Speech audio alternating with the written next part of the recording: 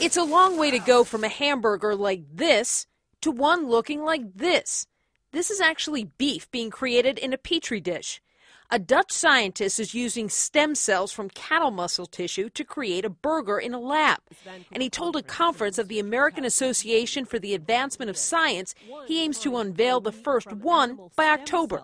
It's still very small pieces and too small to actually cook it right now. So we are now gearing up to produce, let's say, a golf ball size of this stuff and then cook it. Post estimates that first burger will cost $330,000 to make. Behind it all is the search for a more environmentally friendly way to produce meat as the world's population grows.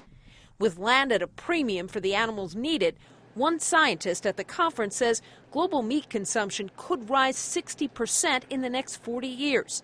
This isn't the first lab food to make headlines. Here in the U.S., an effort to produce genetically engineered salmon has hit snags as the Food and Drug Administration considers its safety. Even if it looks the same, tastes the same, and is just as safe, would people really eat beef made in a lab?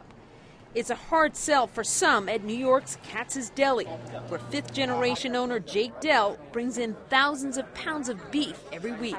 Call me traditional, call me old-fashioned. I think meat should come from a cow. It might not be a bad idea. Why? Well, because it would save the earth. That's one way, you know. I could not see my meat coming from a petri dish. I need to know that it had a face.